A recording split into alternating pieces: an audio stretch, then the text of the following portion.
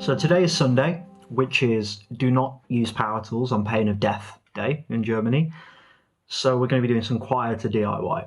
My sister has asked for Christmas for a new set of audio cables. She's just started a course at the Uni of Salford doing popular music and production, but she doesn't really have any cables. And while it's locked down, she can't go into the studio. So we're going to put some stuff together that's going to help her do some recording at home. I've already made her 2 XLR cables and a guitar lead. I've also already soldered up an old guitar pickup to a socket output rather than a jack. But something that would be really helpful is a few converters from TRS to XLR. So what we're going to build is one TRS male, which I've got here. Oops. So the male side of an XLR cable is the one with the pins, and the TRS is like a guitar jack, only with the stripe in the middle. So more like your headphone jack, only bigger. So we're going to make 2 TRS to XLR male and 2 TRS XLR to female, because then she can put them together and have 2 TRS cables or use them to convert between other bits and pieces. Really handy cables to have. So to get started, what we really need to check is what the connectors are in this. So I don't really know how well you can see, but there are 3 pins there. And the largest one at the back connects straight to the earth. And in the center, the center goes straight through to the tip. And the one just above the center, which is the one that you can kind of see there, goes to the ring. And we could check that with our multimeter.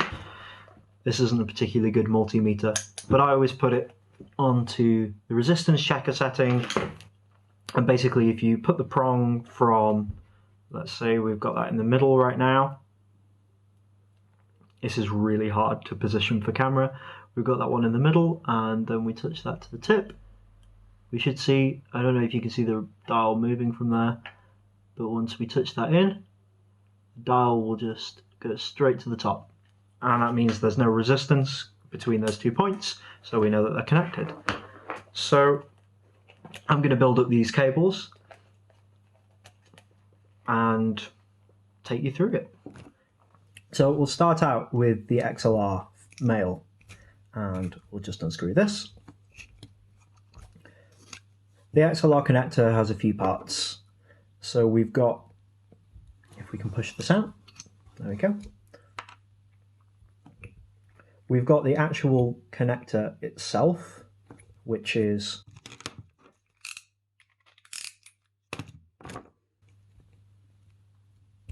this.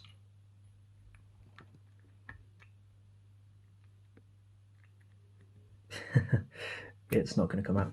Yeah, we've got the actual connector itself, which is this, which is the 3 pins which go to these solder lugs at the back. We've then got this plastic thing, which is kind of like a shield, and that's basically going to clip onto the cable and also clip onto this point here, so that when we pull the cable, it's going to put all of that pressure onto the actual cable and not on these 3 solder joints. We've got this sort of shield at the back, which kind of wraps around and ties to this, which is kind of like the plug end.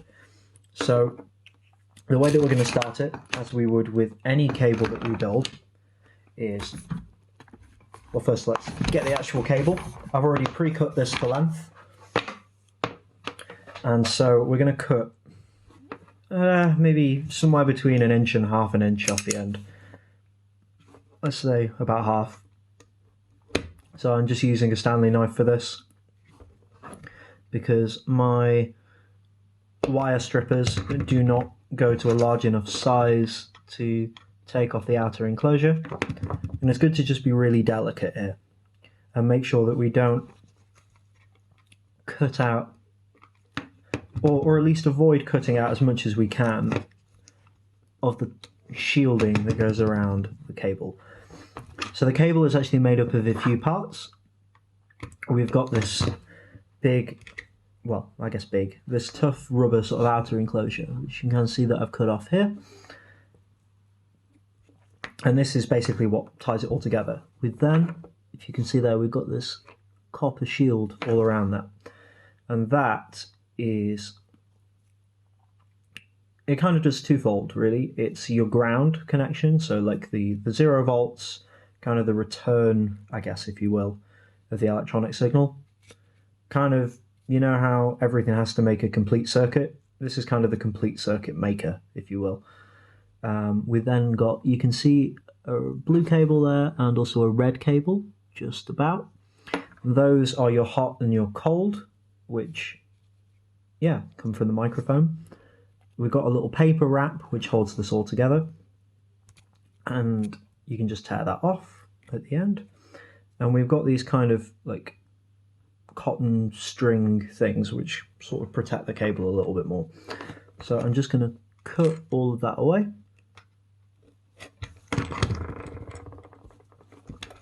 Because that needs to just stay within the cable and we don't need any of that on the outside when we're doing the work. So we've got the 3 parts. Now, I really should have done this before chopping this out, but I didn't. And that's not the end of the world. So let's just twist this shielding together so that when we slide this over the end, it doesn't all separate. So the hole that I've got in the bottom of these is a little bit too small for this cable, so I'm just going to slice the ends open. I'm just making a little X here with the knife. And that's just going to mean that it'll splay out a little and we can push in our cable ends here. And yeah, that's done. Now this is actually probably like the most important thing of putting a cable together is making sure that you put this on first, because yeah, the amount of times that me or anybody that's made cables before will put this end section on and then realise, oh, I've got this bit left over. You'll then have to undo all the work you've just done to put that back on and resolder this. But yeah, a little bit more about the shielding, just while I strip off these two. What is really cool about the way that they design these cables is that all the way throughout this section of the wire, that shielding is wrapped around the red and the blue cables equally. And what that does is that takes away most of the interference and just sends it straight to the ground, so it doesn't affect the 2 signals we've got. So I'm just going to twist the ends of the red and blue wire together, and we're going to tin them up with some solder. I've already heated my soldering iron. I keep it on the standard 350 degrees, just that seems to work well. I tend not to go higher, because when I go higher, things melt, and that's not good. But yeah, we're just going to pop some stuff on the end here, and this will help us make the connection later. So. But yeah, also what is really cool about the way that they use like the hot and cold in these cables. This is a public service announcement with regards to the terminology used in this video. I shouldn't be saying hot and cold, I should be saying positive and negative. Just pretend for the rest of this video that that's what you're hearing instead. Is that they transfer something called balanced signal. So the red and the blue cable will carry the same signal but in opposite polarities. So say red carried 1, blue would carry -1.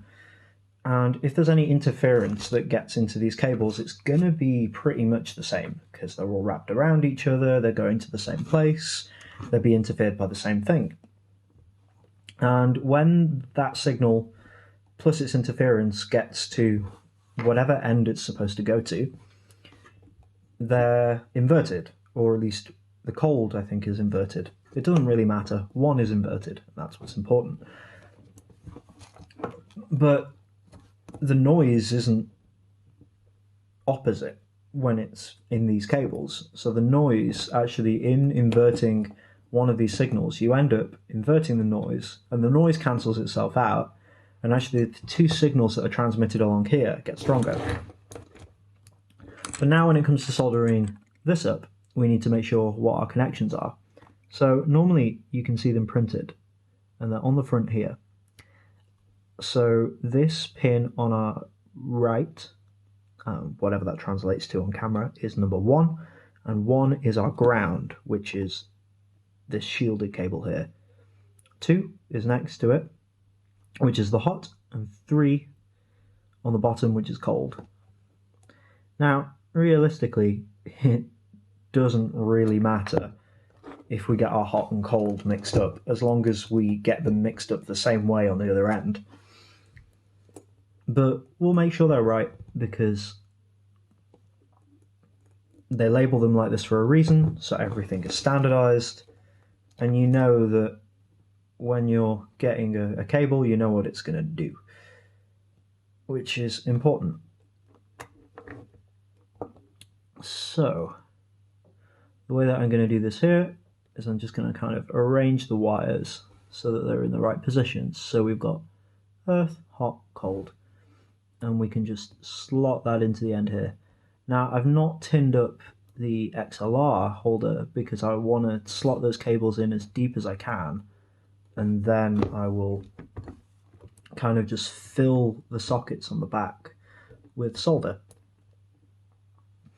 And to be honest, it's kind of going to be the same process when we do the other side, but it's a little bit more awkward because I just find the TRS connectors slightly tricky to solder. But yeah, this is a cheap connector that I'm using, really. So I guess I should apologize to my sister in advance for using cheap parts. But I just, whoops, I have just soldered my MacBook. I've just done it again. Yeah, I decided that it was better to get her more stuff than it was to get her the most amazing quality cables, because at the moment she has nothing in terms of cables. The demo that she had to record for uni was done with a microphone connected straight to a patch cable into an interface.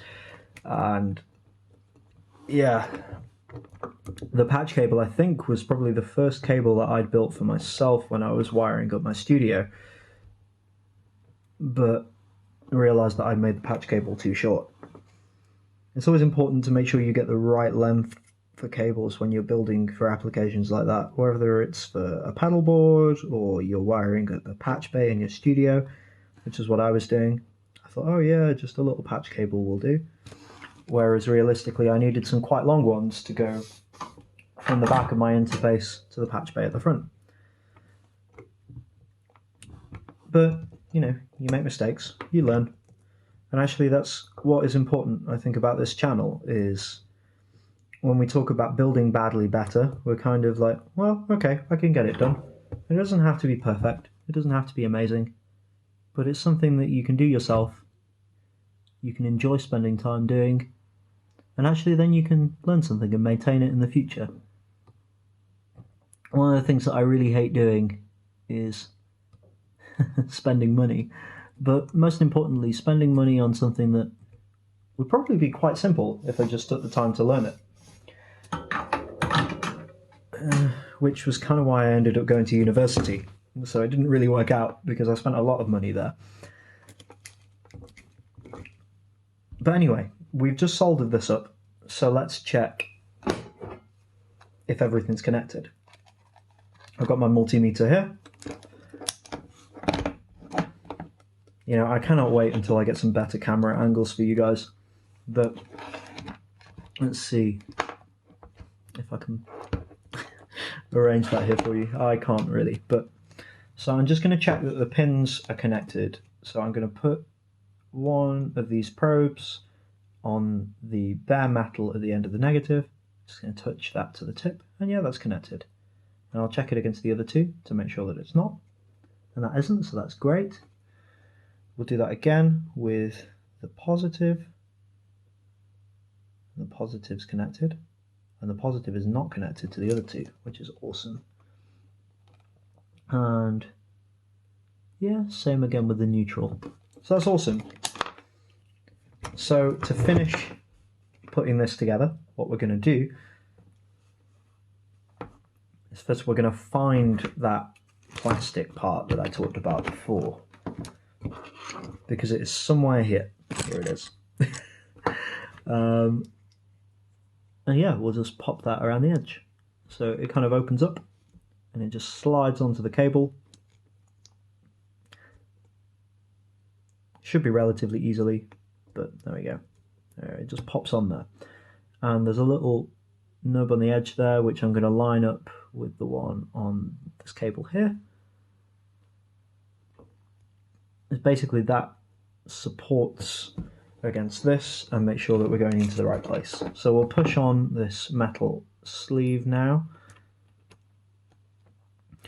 You know, considering I did a music technology course, I probably should know the names for all of these parts, because I noticed that I've been changing the names that I call them all the way throughout. And we'll just screw it on. Excellent. So that is the male end connected. So now we'll start on the other side. So we'll get out that TRS connector again. So here's the rubber section, the sleeve again.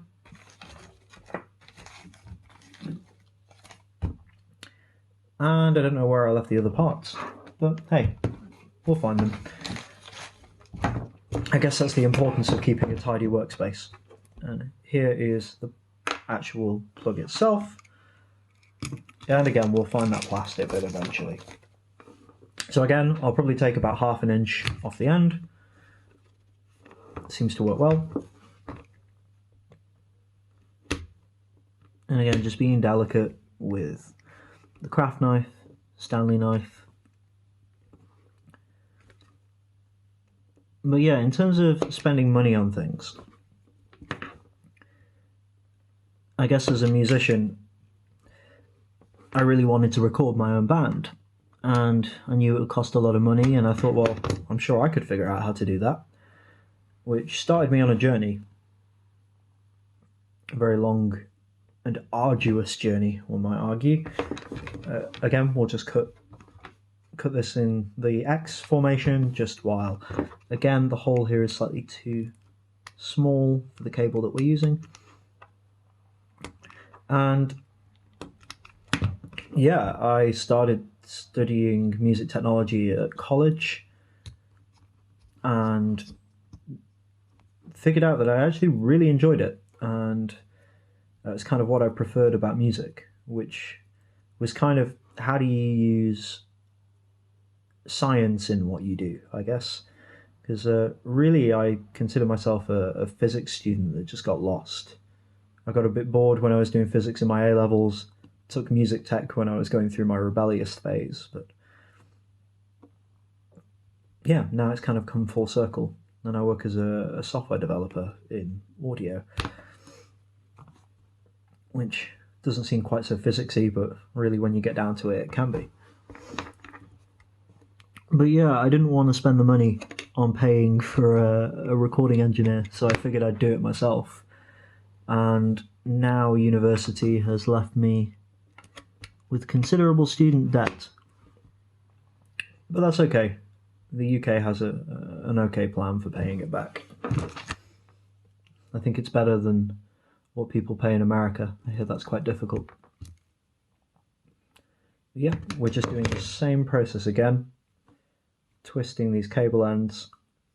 Now I've got them a little bit shorter this time. Hopefully that's okay. It should be.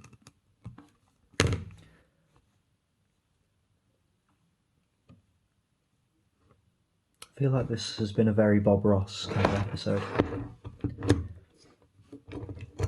The Joy of Soldering with Barrett Gabout. So if you didn't know, Gabout just kind of means built. It comes from the German word bauen, which means to build. I would have said building then, but there is no present continuous case in German.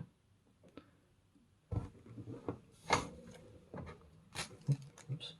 And yeah, I've lived in Germany for about 3 months now. I used to live here a couple of years ago,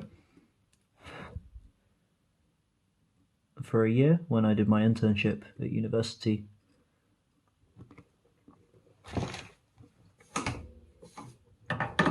And I just thought it was a nice match of a name. So, yeah, we are Beric Gabout. And yeah, Beric's my surname. It's also a small town on, I think it's Scottish now. It was like a disputed border territory for a long time between Scotland and England. So if anybody knows anything about the history of Berwick, I would be very intrigued.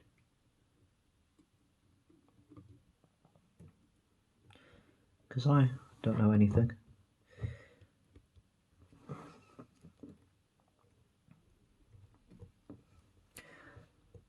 Well, about the history of Berwick. I'm sure I know some other things. But... Yep. And now we'll just connect up the earth wire. The earth wire, yeah. And done. So, and then we are good. So let's just pop you into place. Hold that down for a while because it doesn't like to connect if it hasn't been pre-tinned. It needs to find like an edge it can latch to. There we go, we've got that now. And that should be one functioning cable. Now the only problem, again, with these XLRs, with these TRS cables, I find is that because of the size of the cable, they don't want to screw on to this. So all we're going to do is just fill it up with a little bit of electrical tape, and that's just going to bind it together. But yeah, that is one cable built. And let's just check that we've connected everything properly and nothing is extra connected. I'm going to touch the probe against the crocodile clip here just because that still is connected. Yep, and there we go.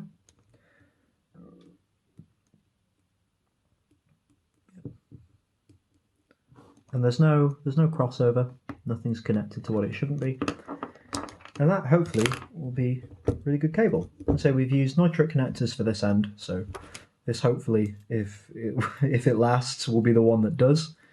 That's why we couldn't find the plastic bit, because it's already in there. Let's just press that out with the probe, just so that we've got something. There we are.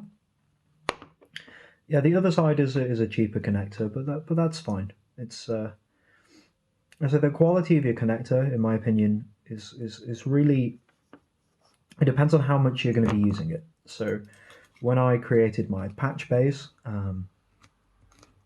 for the rear section I used cheaper cables, and for the front section I used the expensive stuff because that's what I'm going to be plugging in and out of all the time.